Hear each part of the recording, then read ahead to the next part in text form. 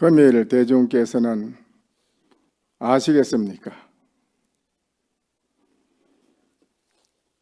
종사가 자리에서 일어날 때에 벌써 그르쳤습니다.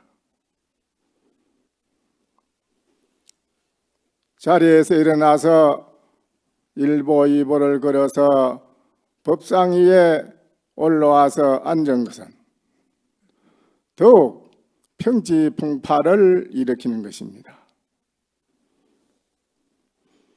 거기다가 산성이 또한 입을 열었으니 총상간이라 무덤 위에다가 진을 걸 바른 꼴이 되었습니다. 이 자리에 이르러서 그러면 어떻게 해야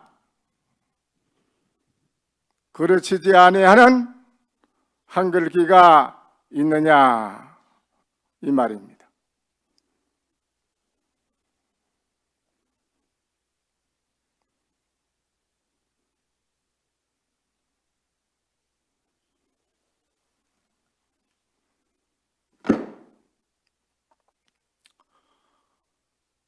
욥이가 신라여 오색 나는 그 샘매가 신라를 날라서 지나갔는데 신전 초불거비로다 빠른 번갯불도 따라잡을 수 없도다.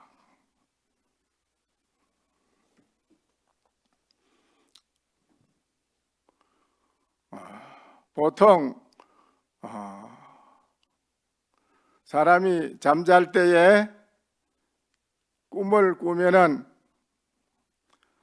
전혀 꿈인 줄을 모르고 현실 그대로 실답게 받아들이고 있습니다. 꿈에서 깨어나야 비로소 꿈이라고 말을 합니다. 깨어나기 전에는 절대 꿈인 줄을 알 수 없습니다. 오늘 이 자리에 사는 현실의 모든 사람이 목전사가 다 꿈이라고 부처님은 말씀하셨습니다. 그러나 이 세상 사람을 불러놓고 당신 지금 꿈이냐? 하면은 내가 왜 꿈이라 지금 현실인데 이렇게 말합니다. 전혀 현실에 우리가 이것이 꿈인데 꿈인 줄을 전혀 모르고 있습니다. 목전사가 꿈인 줄을 바로 알 때에 그 사람은 깨달은 사람이라고 하는 것입니다. 깨어났다. 깨어났기 때문에 현실을 꿈이라고 말을 합니다. 이거는 어디까지나 부처님이 말씀하신 교리에 의해서 말씀드린 것입니다. 그렇다면 교리 그 밖에 별전의 일구가 있다 하니 그러면 이 교리 밖에 어떤 일구에 별로 전한 한글기가 있느냐 이 말이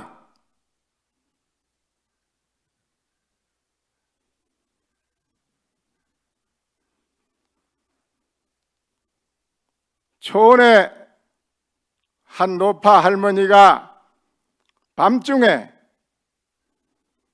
자기 집안의 금고에 있는 돈을 몽땅 가지고 나와서 모조리 불살라 없이 치우더라 이렇습니다. 금일산성은 불연이라 또한 다시 한 말 붙이자면은 문불착이라 별전의 일구가 어떤 것인가? 문불착이라 물음을 하여도 붙일 수가 없다 이 말이.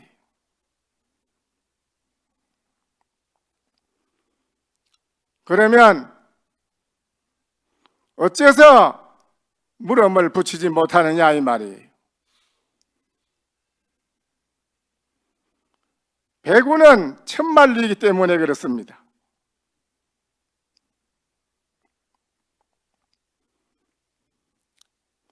오늘이 반살림입니다. 결제한 지가 벌써 반살림을 맞이했습니다. 반살림을 맞이한 이 자리에서 과연 그동안에 밥값을 했는가? 이거를 깊이 생각해 봐야 됩니다. 69년도에 제가 법무사 선방에서 지내고 70년도 제가 여기에 왔습니다. 제가 그 김용사에서 성철 큰 스님을 모시고 60년도, 64년도에, 5년도에, 4년도, 5년도에 거기서 제가 살았습니다. 살고 군회를 한 4, 5년 이렇게 기피를 하다 보니까 상당히 공부하는데 그것도 장애가 돼요. 순경만 오면 숨어야 돼요. 그래서 성철 큰 스님께서 해인 총림을 한다고 날 오라 하는데 막 그거 가자 그렇게 말씀을 하셨어요. 그래서 저는 불안해서 군회를 꼭 갔다 와서 가야겠습니다 그랬어요. 그래가 그러면 군에 안 갔으면 그때 군에 갔다 와야지. 그래 갔다 해서 오라. 그래 예. 그리고 제가 그때 군회를 가서 갔습니다. 그래서 마치고 나가 바로 법무사서 지내고 70대 해인사를 왔는데 그때 이제 수도하면을 한번 가봐야겠다. 대중이 10명이 이제 걸어서 저 산을 넘어서 속서로 해가지고 수도하면을 갔습니다. 갔는데 수도하면은 어느 분이 사시느냐 하면은 그 당시에 지금 현재 방장 법정 건신께서 거기에 주석하고 계셨어요. 그때는 그 수담 선방을 짓고 병사가 넉넉하지 못해가지고 선방 옆에 방을 지대방을 내가지고 거기에 계시더라고요. 그래서 이제 가서 뭐 인사를 쭉 드리니까 그래 해인사 선방에서 왔느냐 그래 그렇다고 인사를 드리니까는 그래 선방에서 있었으면 밥값을 했느냐 그거 물어요. 그래 같이 간 수자들이 아무 말 안 하고 있으니까 나는 지금 여기서 21일간을 단식을 하면서 용명정진한다.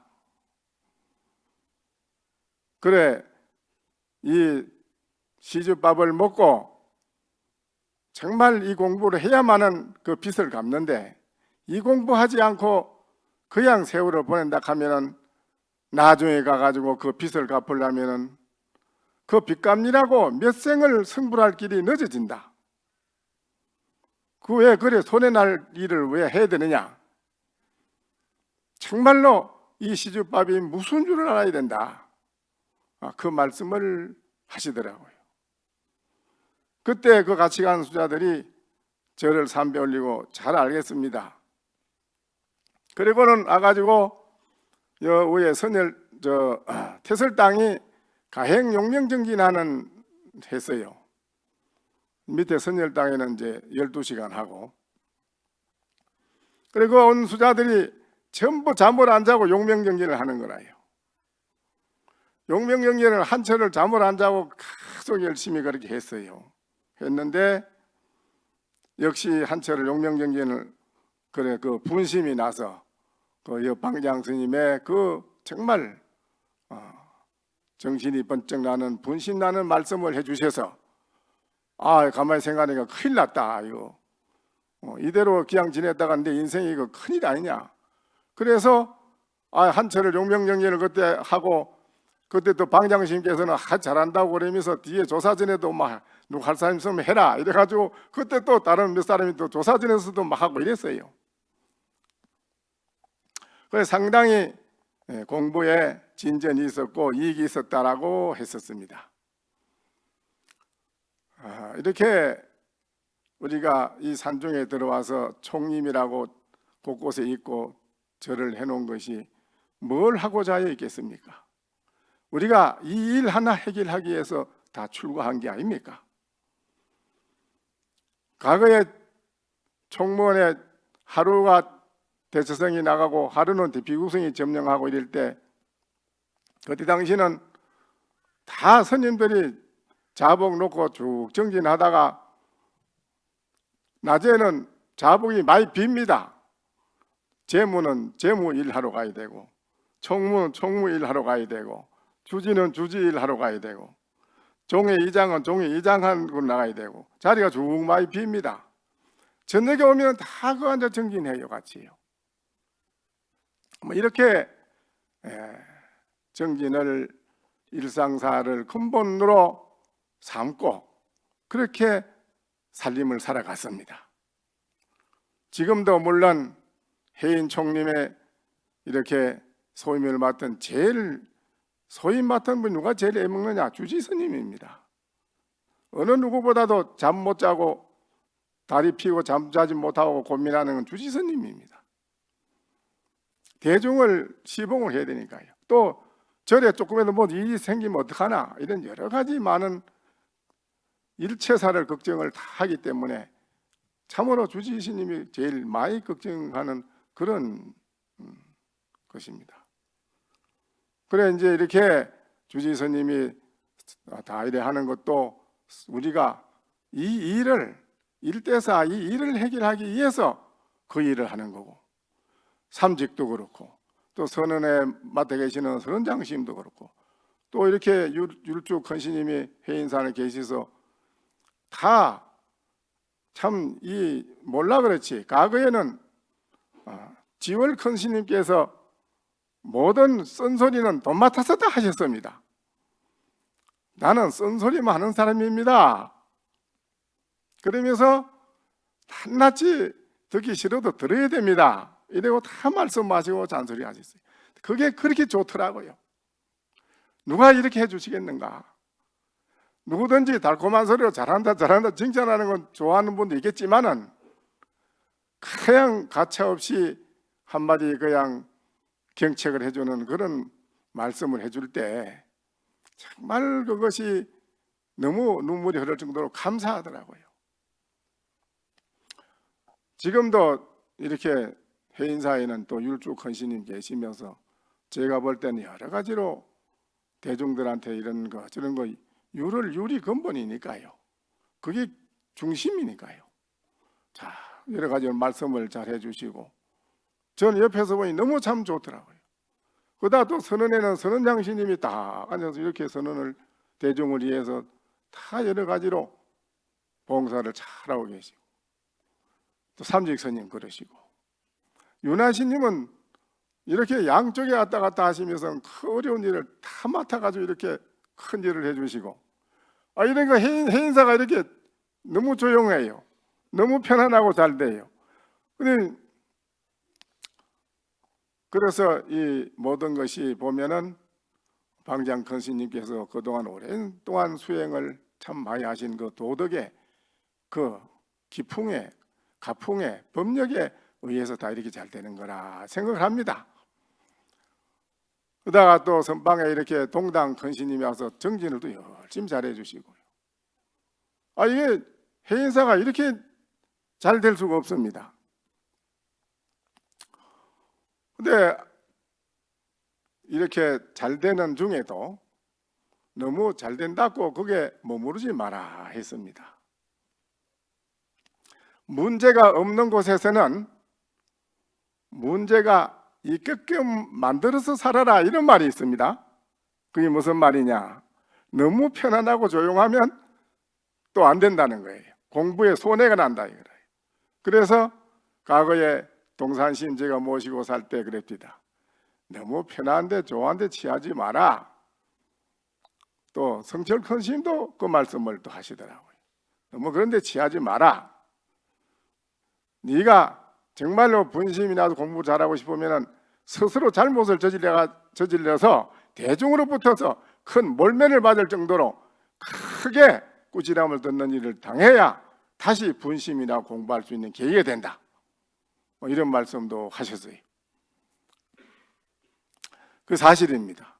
그러나 문제가 있을 때는 어떻게 합니까? 문제가 있을 때는 문제가 없게끔 하고 살아야 잘 산다 이거라. 그럼 문제가 생길 때는 어떻게 해야 됩니까? 무조건 내 잘못으로 생각하라. 내 잘못이다. 누구 잘못된 건 눈치 볼 거 없이 내가 척 나와서 이 모든 게 제 잘못입니다 하고 참여하면은 그걸로 깨끗하게 끝난대. 그거는 모르지?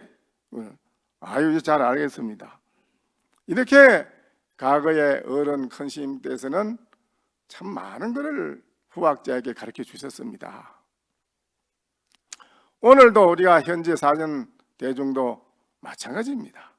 그렇게 살아나가야 되는 것입니다. 보통 하두를 참고하는데 어떤 분은 목전에다 놓고 하라. 하단전에 밑에다가 배꼽 밑에다 놓고 하두를 들어라. 이렇게 여러 가지로 이런 말을 하는데 하두라고 하는 것은 드는 게 아닙니다. 하두를 든다니 그 무슨 말입니까? 조사가 한 말씀 하신 거는 직하에 바로 보고 알아차리라고 말씀하신 것입니다. 그걸 네가 참고하라, 하두님께 하두를 준다 이런 그런 의지를 가지고 준 게 아닙니다. 바로 직시라, 바로 가르쳐 준 것입니다. 바로 가르쳐 줬는데 바로 보고 바로 척 알아차리면 되는데 그거를 못하니까 머리가 우둔하고 미약한 사람은 생각을 안 할 수 없습니다. 참고를 안 할 수가 없어요. 이거는 제2의 부득이한 방편이에요. 안 할 수 없는 거라요. 지극하게 참고를 해야 됩니다. 이가 다 들고 빠지는데요. 애쓰다 보면요. 지독하게 참고를 하면은 안 될 일이 없습니다. 그런데 그 하두를 담아놓고 그걸 붙들라고 해서는 안 됩니다. 절대. 그게 의심이 어째서 그랬을까 하는 그 의심이 가장 중요한 건데요. 그게 딱 꽂혀야 돼요. 딱 꽂히고 화살 꽂히듯이 가슴에 화살이 탁 꽂히듯이 딱 꽂혀야 돼요. 그러면은 일사천리로 화두가 일념이 됩니다. 일념이 안 될 수가 없어요. 그런데 하두라는 자체는 원래 끊어지는 게 없습니다. 끊어짐이 없는 이 하두를 바로 봐야 됩니다. 그리고 나면 그 다음부터는 공부하기가 순풍에 돛단 듯이 참 잘 이루어집니다. 잘 됩니다. 그러기 전에는 생각으로 하두를 지어서 뭘 만들려고 하면 안 됩니다. 그러니까 오늘 반살림을 기해서 우리 해인 총림 대중께서는 남은 반살림을 그동안에 열심히 하셨겠지만은 그래도 미진하고 아직 이루지 못한 것은 아직 반철이 남았으니까 반철 동안 지극히 생명을 걸고 한번 밀어붙여 보십시오. 그러면은 안 될 일이 없습니다. 곳곳에 선언은 많고 공부하는 일은 많아도 정말 생산적인 것이 못 되고 비현실적인 그런 공부를 하는 분이 많습니다. 그런 게 전혀 공부에 효과가 없다 이 말이죠. 그러니까 그 원인은 왜 그러냐? 공부에 대해서는 항시 방장 큰스님께 가서 많은 경책을 받고 물에 묻고 공부에 대한 경책을 받아야 됩니다. 그러니까 공부하는 데는 조금 더 거기에 대해서는 양보할 일이 없습니다. 지극하게 이 하두 하나만 붙들고 앉아나서나 자복에서만 하두 드는 게 아니고 가고 오고 하는 속에서 지극하게 밀어붙이면 반드시 이 하두 힘을 얻게 되고 반드시 깨닫게 됩니다. 저는 안 된다 하는 걸 보면 이상해요. 저분이 왜 안 된다 하는가 이상하다. 저는 안 되는 일이 없었거든요. 안 되는 일이 없습니다. 그러니까는 반철 남은 결제 있으니 대중은 열심히 정진 잘해 주시기를 부탁드립니다. 처처봉기로요 두두 달고양이라 본래 성현산이 하필 대사량이냐. 처처에 돌아가는 길을 만나는 것입니다. 두두가 달고양이라 두두물이 본고향을 다 통해 있습니다. 그런데 본래부터 찰일에 이루어진 것을 왜 바로 보지 못하는가? 바로 보면 직하에서 바로 해결이 되는 것입니다. 왜 오랫동안 사랑 분별을 할 일이 있느냐? 허공에 하나의 밝은 달을 걸고 있으니 맑은 청풍이 창을 뚫고 들어오는구나.